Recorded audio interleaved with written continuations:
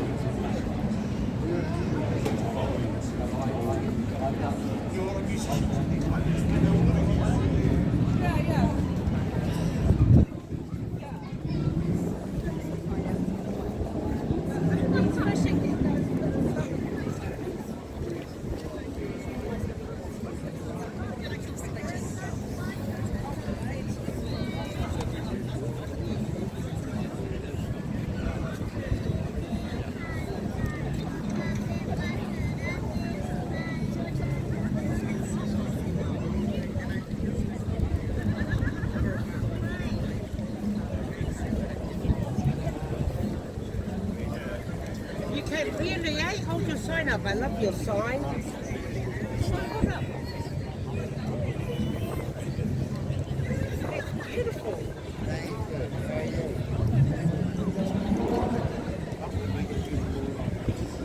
It's beautiful. I love the colours.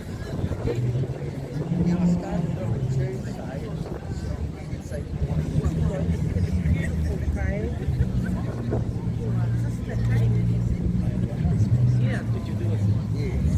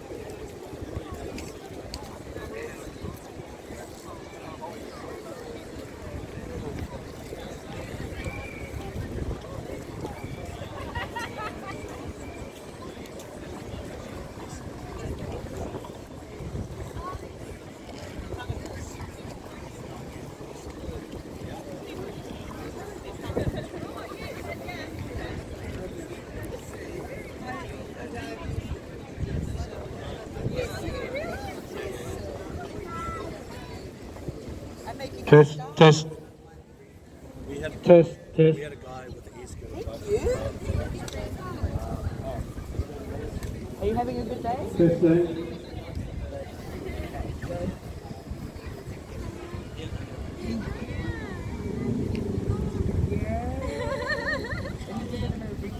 Brighter, but I would say.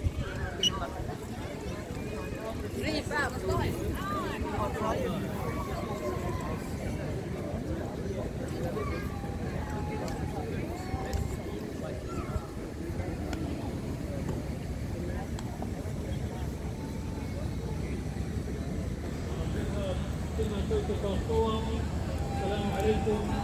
Hello, sahla. Greetings, everyone. If you just come a bit closer, come in, friends. Come in, family. Just a bit closer. Thank you. That's good. Thanks, everyone, for being here. As always, we're here with open minds, open hearts, standing for justice, standing for right. We're commemorating the enormous contributions that journalists have made, giving their efforts, their lives to document the horrors of the genocide that's unfolding. More than 230 Palestinian journalists and media professionals have been killed, targeted by Israel during this conflict, and we're here to commemorate their efforts and their lives. We will start, as always, with a karakia. If I could ask Fire Leanne to come down and open. Go for it.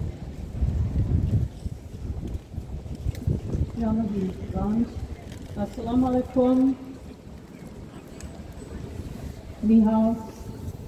Malula lei. Kia orana. Tēnā koutou. Greetings, everyone. No mai haere mai kiko nei, welcome. And I'll just open this up with a short karakia. Kia karakia tātou. Manawa mai te Māori nuku, manawa mai te Māori rangi.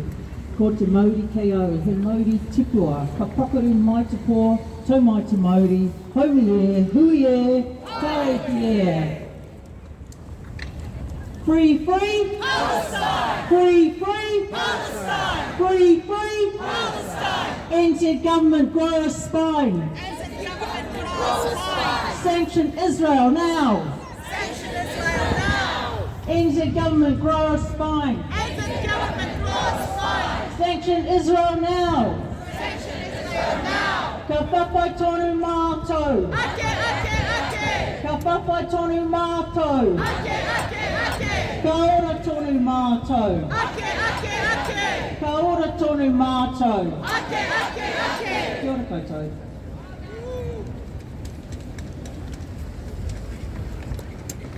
Mamihi, Fire, karakia. To everyone, look, we have a couple of really amazing banners down here. If you've got some free hands, please come down, grab a banner, hold it up high, hold it proud. Anyone? What am I? Yep, thank you. Got a couple more here. Please come down, don't be shy, we're all family here. Thank you. So we're going to hear from a couple of speakers, and then we're going to be marching around the building and back to the square, and on our march we're going to be reading out a list of the names of journalists that have been killed by Israel. So our first speaker, if you could please make a very warmly welcome. We've got our friend Acacia O'Connor, who's going to come and talk to us. Please make her welcome.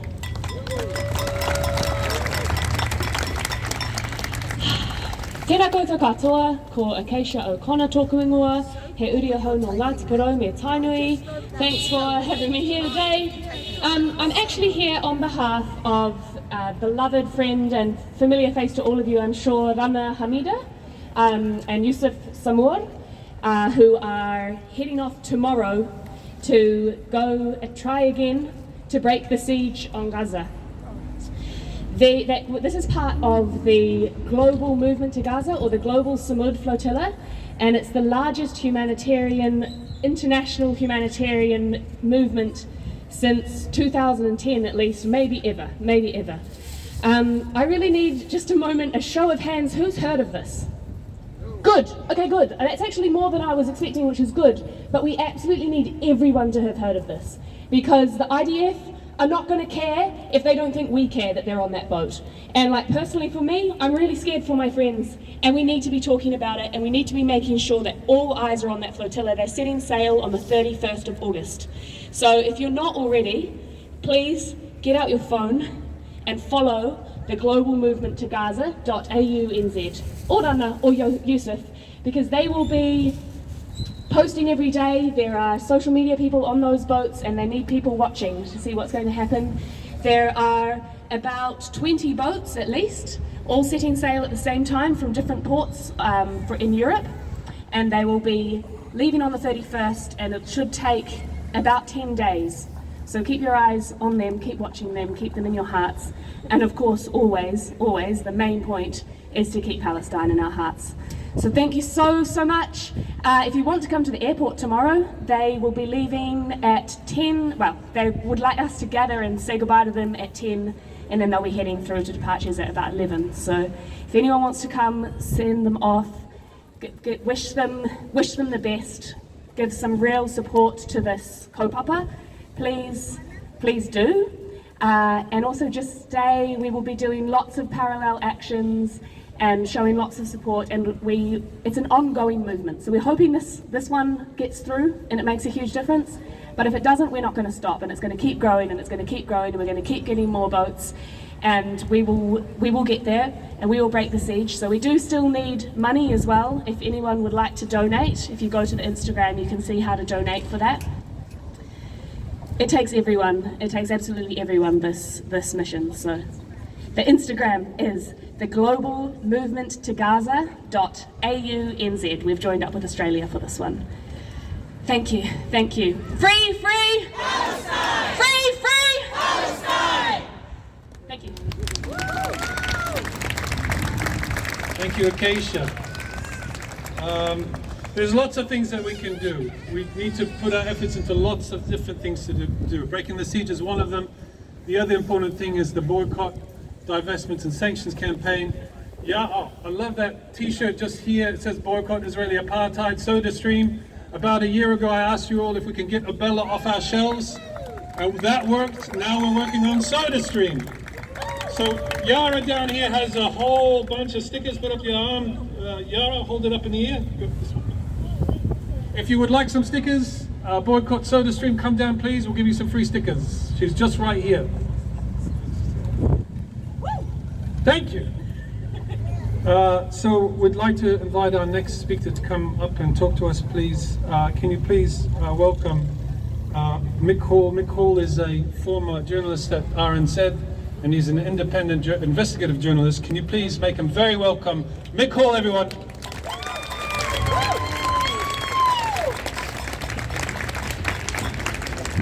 Thank you.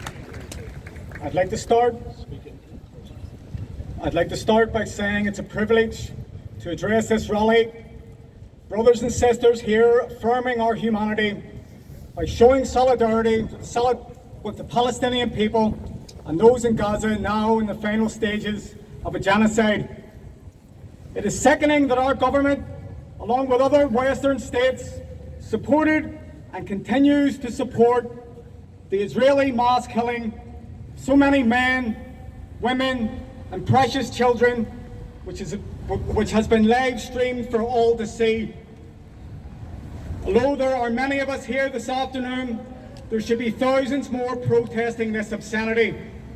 The way the media here has covered these crimes has undoubtedly affected public opinion. And I'd like to use this opportunity to contrast and compare the life and the work of Anas al-Sharif and his colleagues with how media here have operated and continue to operate. Anas was a man of faith. He was a man who had a Socratic love of truth. And for people like him, and for people like Anas, God, truth, and love are one. That's what moved him. That's why he was out. And he was reporting the obscenity of this genocide in Gaza, as Israel's ethnic cleansing of Gaza devolved into a full-blown genocide, our media continued to frame Israel's attack on Gaza as a war against Hamas, while they uncritically recorded Western leaders' erroneous claims that Israel was exercising a right of self-defense. Our news outlets continue to present an ahistorical account of what has transpired since October 7th, 2023, shun of context, ignoring Israel's history of occupation, of colonial violence against the Palestinian people, an implicit understanding that violence and ethnic cleansing forms part of the organizational DNA of Zionism should have shaped how news stories were framed and presented over the past 22 months. Instead, newsrooms, news leaders took their lead from our politicians, from the foreign policy positions of those in Washington. In doing so, newsrooms have not been taking a value-neutral position as they would have us believe, nor are they attempting to keep us informed in any meaningful sense. They fail to robustly document, as an AS did, the type of evidence of genocide now before the International Court of Justice. By willfully declining to adjudicate between contested claims of Israel and its victims, they fail to meet the informational needs of democratic citizenship in the most profound way. In doing so, they lowered the standard of news instead of upholding it, as they so sanctimoniously tell us that they do. They failed to equip the public with information that would have allowed us to hold our politicians to account over foreign policy. They ensured that pressure on the government to sanction Israel and meet our obligations under the Genocide Convention did not meet a critical mass. They have in effect served the interests of power and not truth or the public interest. And the uncritical use of international news wire agencies by local media has also played a major part in this.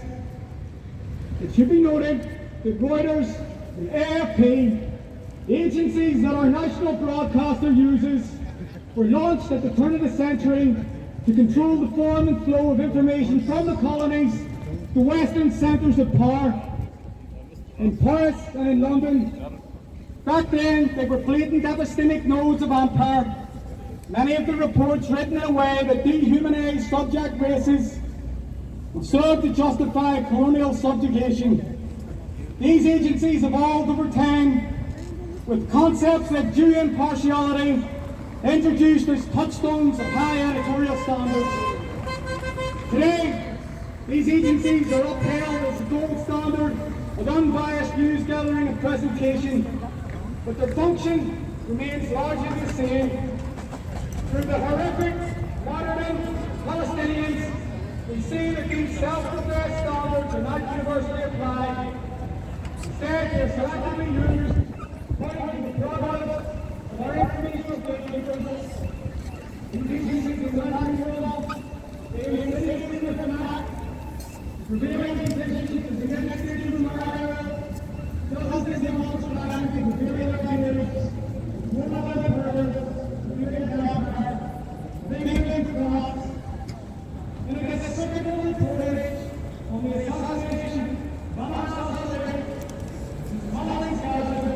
if you know the evidence, the word of faith is dangerous of occupation, leading to Hamas war, leading to Hamas war.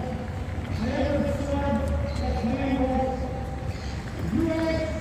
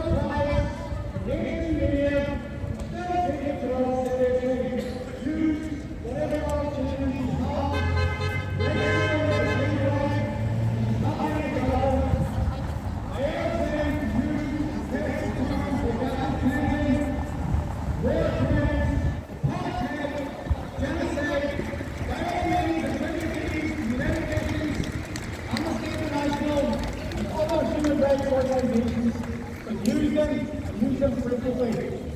And if you see gaps in your systems, it'll allow you to push whatever truth you can, use them. History will be on your side. The public's right to know is an overriding integral principle for all journalists. It was the principle that Anise and his colleagues in Gaza lived and died by. It is the overriding principle, the overriding self-censoring, propagandizing practices of their newsrooms.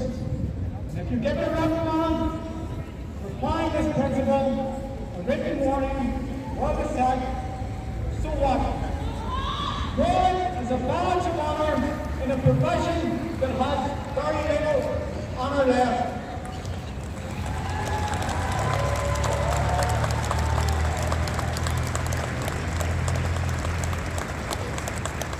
Maybe the city so relatively giving us a way further using analysis of the media landscape. Our next speaker is Martin Bennett. This is my own Martin's work. He's a sage of satire, one of the cartoonists. He's given a lot to this cause, and please make him very well.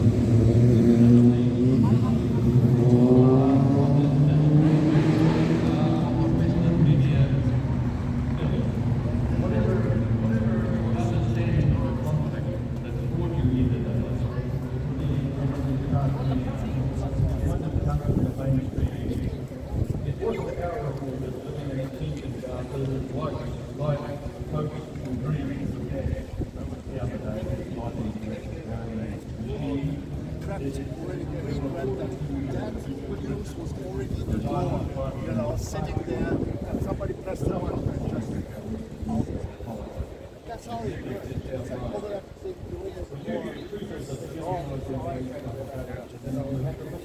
is. Somewhere removed from that the Western media, the pimps of propaganda. In any sane world, I wouldn't be standing here. The New Zealand Journalists Association would be standing here. On their website, they claim to have stand in solidarity with the journalists who have been murdered. Where are they today? Why aren't they standing here? But it's not of course it's not a sane world, is it? It's not a sane world. It's a world in which our understanding of the truth is manipulated. Manipulated to support the interests of the powerful, the United States, as Mick outlined, the multinational global elite, and of course the military-industrial complex.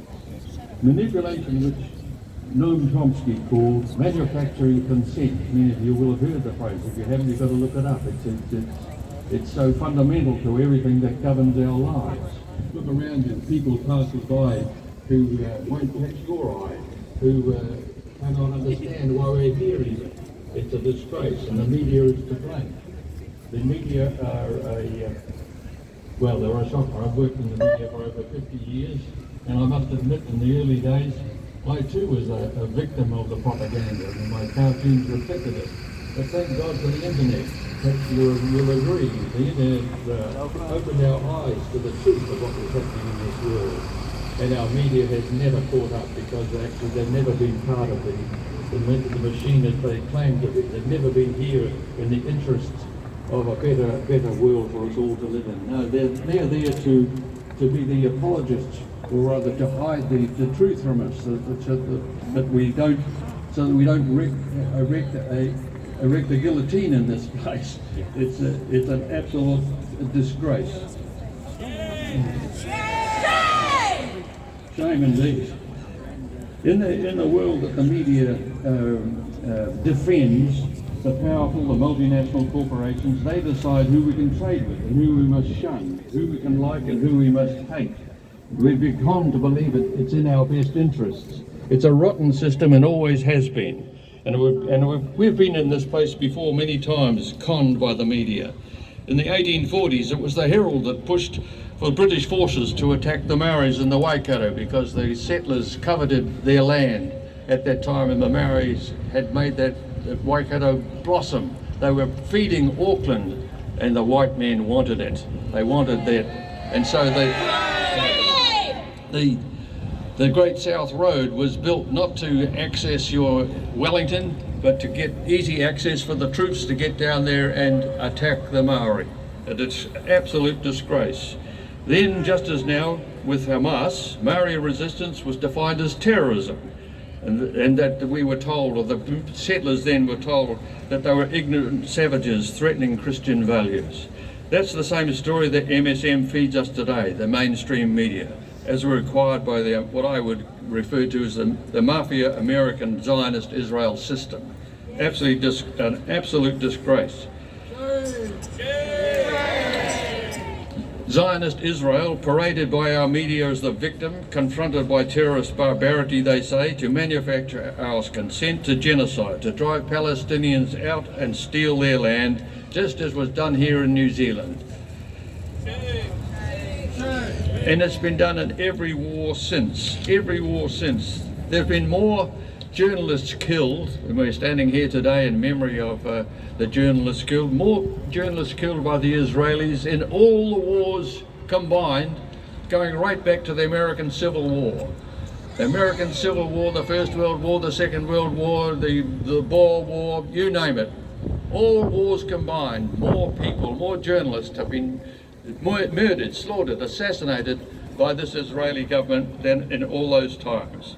The media is a Trojan horse, a horse invited into your home via newspapers, television and radio, manufacturing your consent to the elite in our society to believe that they know best, so to keep their privilege and control over us. The mainstream media are the pimps of propaganda, the immediate equivalent of Jeffrey Epstein, a pedophile grooming the innocent for the deviant pleasures of the Zionist system. I could go on, ladies and gentlemen, but I think you get the gist. And thank you for the opportunity to express my thoughts with you today. It's not my bag. I usually prefer wielding a pencil and drawing pictures, but it's been good to have an opportunity to say a few words. Thank you again. Thank you, Malcolm. We might just just rouse our spirits a little bit with some chanting before we invite our next speaker.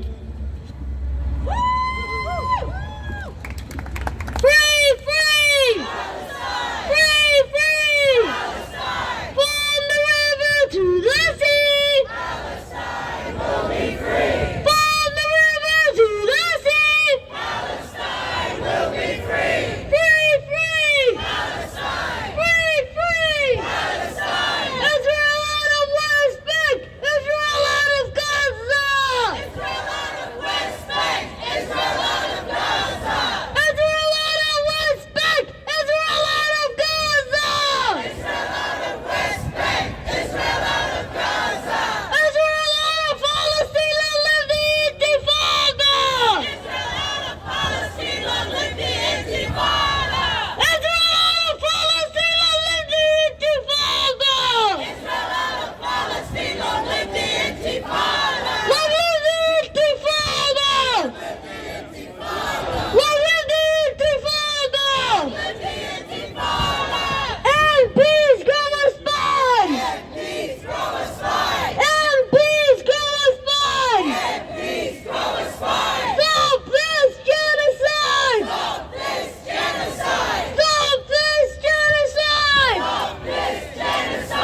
Thank you.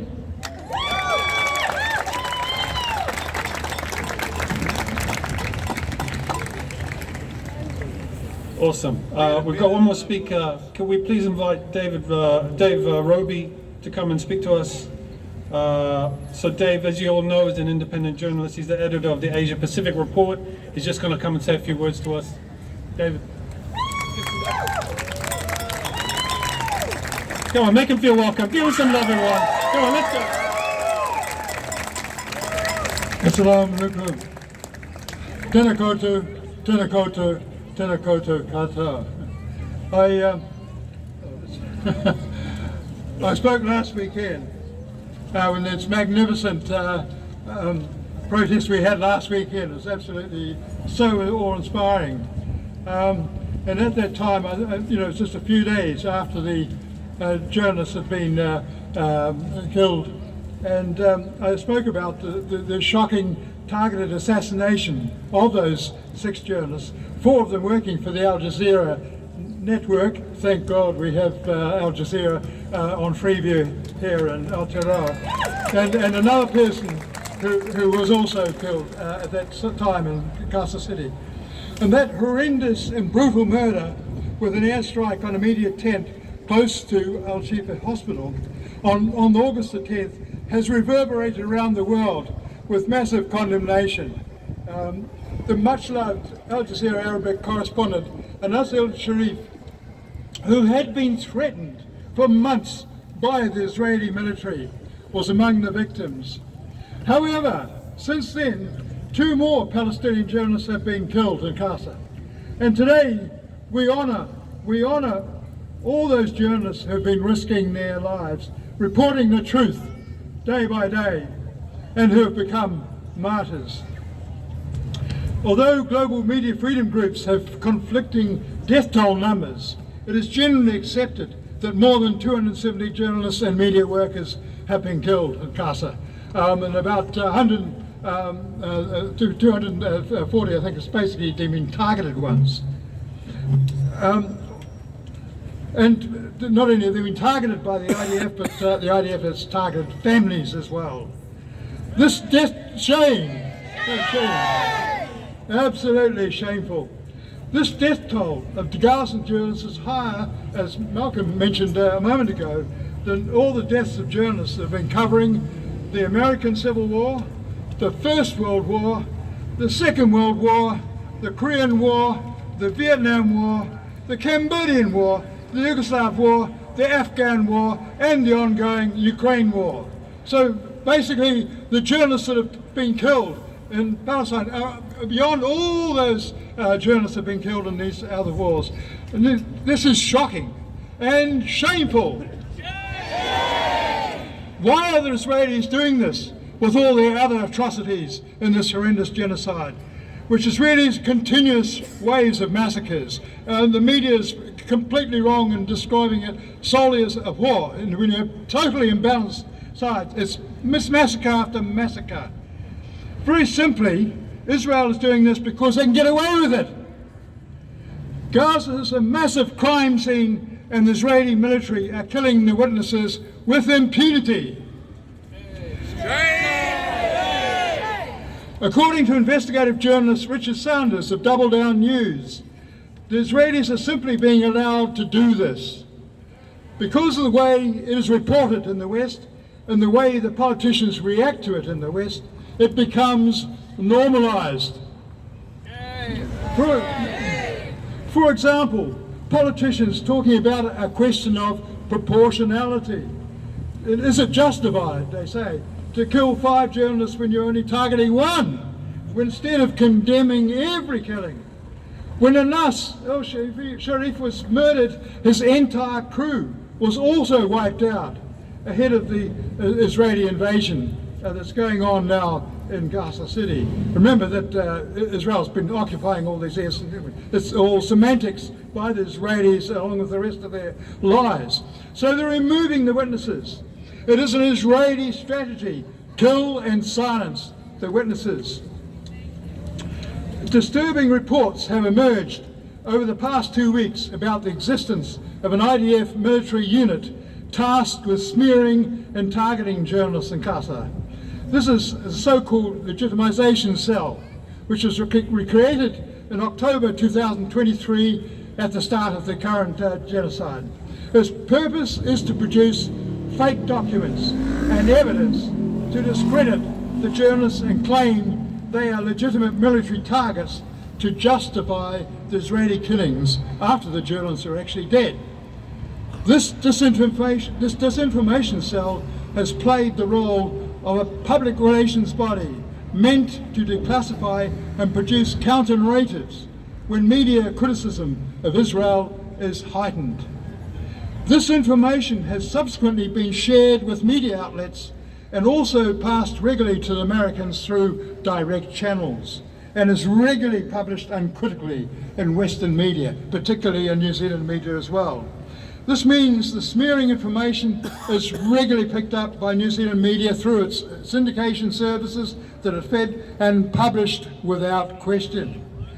This is shameful because news editors know they are dealing with an Israeli government with a history of lying and disinformation, a government that is on trial with the International Court of Justice for genocide, and a Prime Minister wanted on International Criminal Court arrest warrant to answer charges of war crimes and crimes against humanity.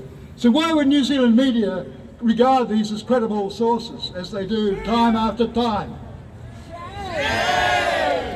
And now the latest indictment is that the United Nations has officially declared an Israeli-made famine in Gaza, saying more than 500,000 Palestinians are facing catastrophic famine conditions, which include starvation, destitution and death. Shame indeed. In spite of the relentless bad news, there was a brief spot of good news this week after my frequent criticism of the New Zealand media silence, which I've been doing for many months.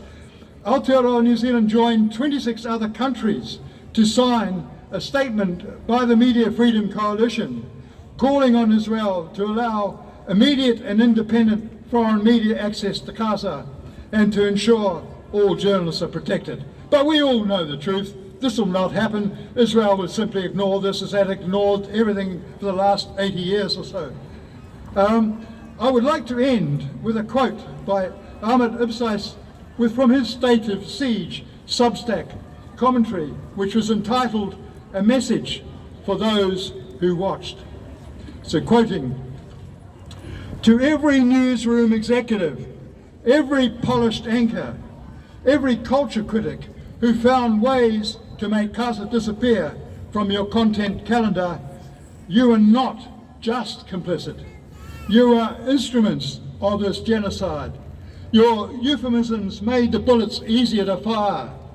Your editorial guidelines stripped the blood from every massacre. You made slaughter palatable for donors and advertisers and liberal sensibilities. You chose to be cowards. You chose to serve power.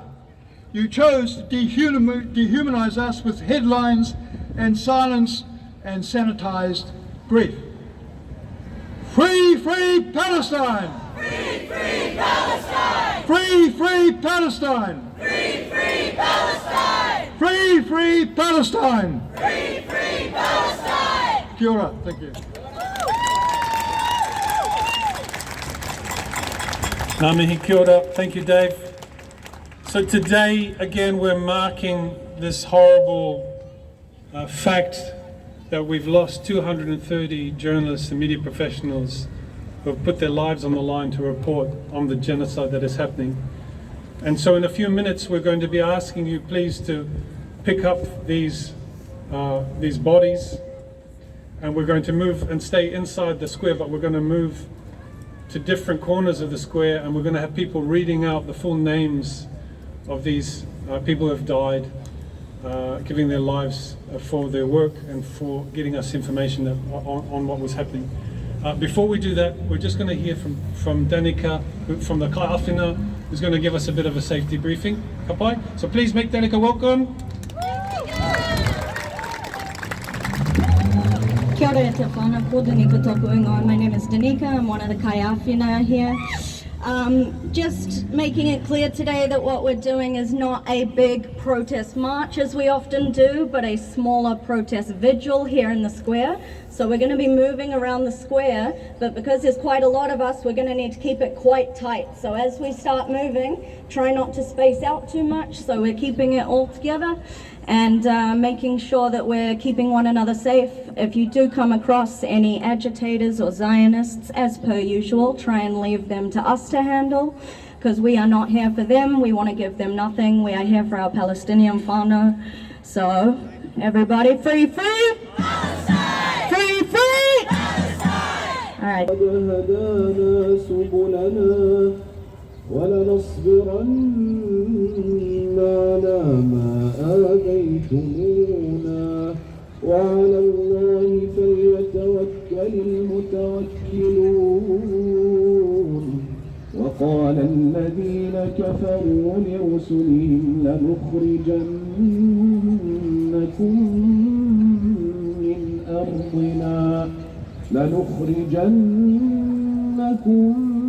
من أرضنا أو لتعودن في ملتنا فأوحى إليهم ربهم لنهلكن الظالمين ولنسكننكم الأرض من بعدهم ذلك لمن خاف مقامي وخاف وعيد واستفتحوا وخاب كل جبار عنيد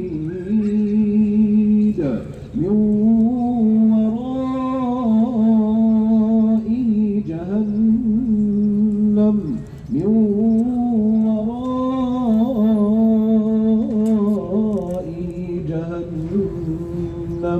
ويسقى من ماء صديد يتجرعه ولا يكاد يسيغه ويأتيه الموت من كل مكان وما هو بميت ومن ورائه عذاب غليظ مثل الذين كفروا بربهم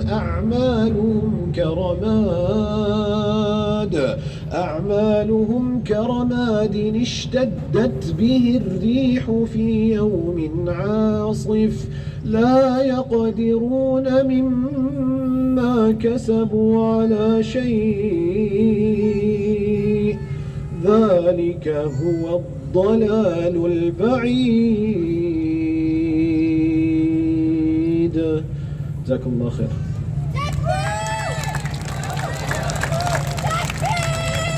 Thank you so much, Hamza.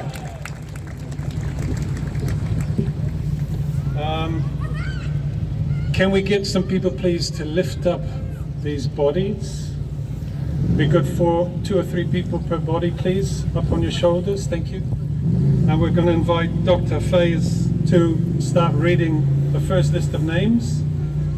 And then in a short while, we're going to move around the square and other people are going to be reading names as we go. الطويل محمد أبو مطر أحمد شهاب حسام مبارك سلام ميمة يوسف ماهر دواس عبد الهادي حبيب. I want to raise our hand and ask the God to protect the people in Gaza, the civilian people and the children,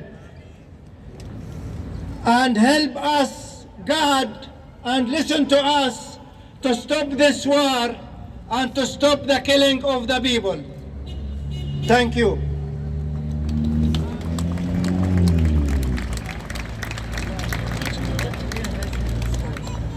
We're going to be marching that way. Ali, give us a chant. We're going to march into that corner over there. Let's move, people. Let's move.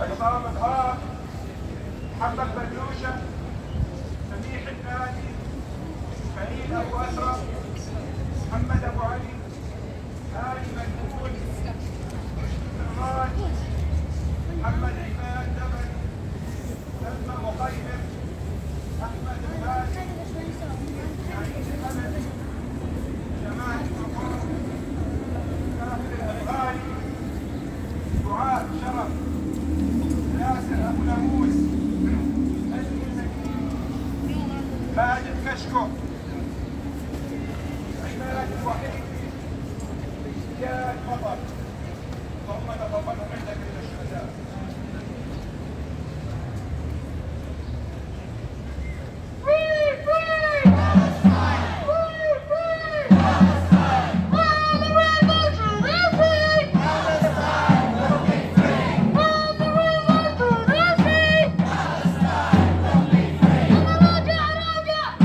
Raja!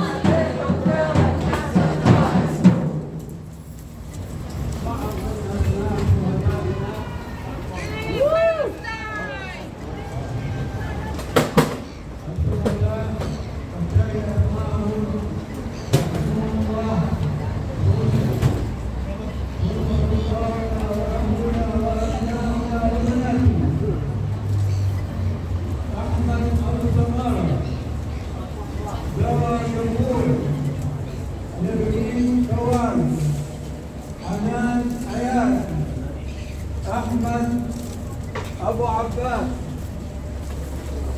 كامل الدمرة راني بدر حسين موسى حنين القسطاني أو القشطة عبد الله الوان عادل الدروي محمد خليفة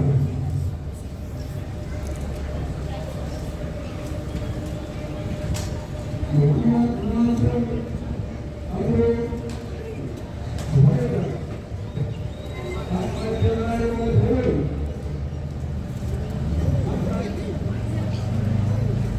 أبو العيش أحمد خير الدين محمد خير الدين رحمه الله رحمه الله ونحن جميعا مشروع الاتصال والسلام عليكم.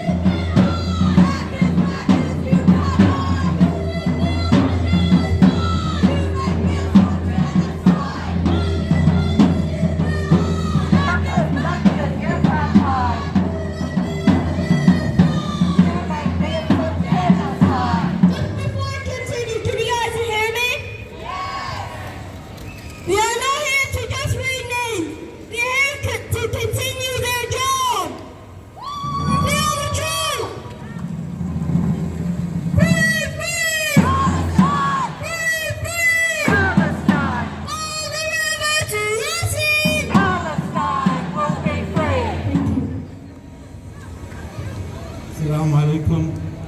Kara, everyone. This is the list of the journalists being killed by Zionist regime.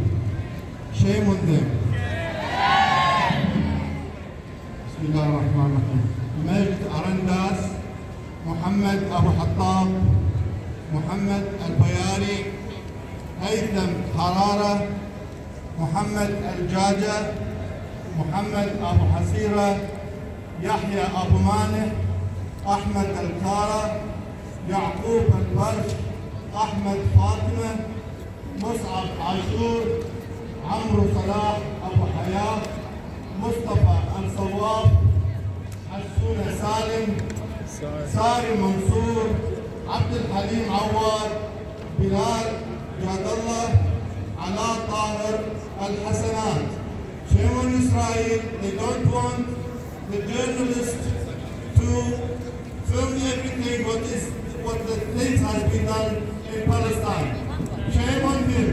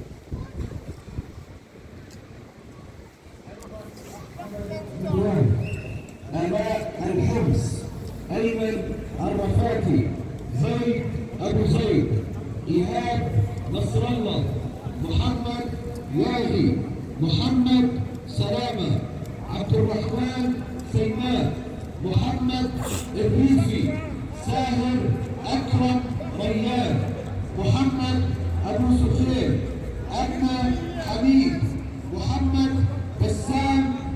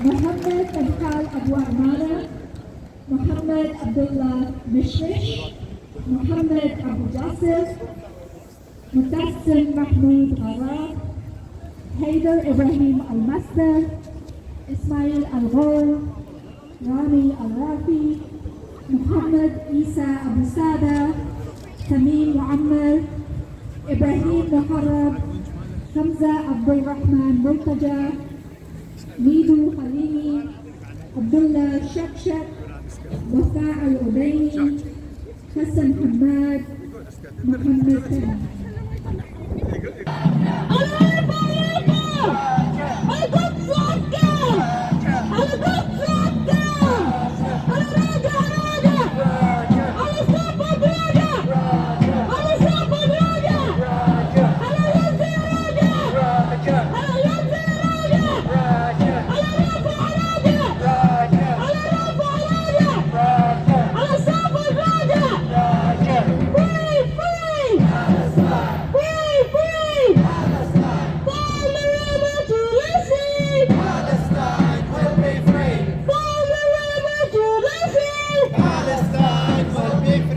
Thank you.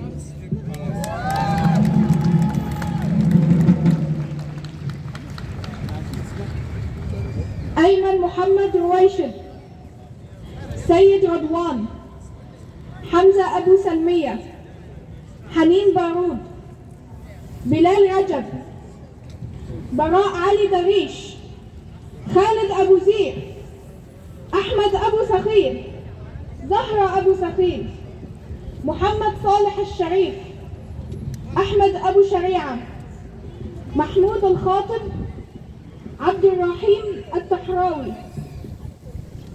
وائل أبو كفة، علاء فوزي برهوت،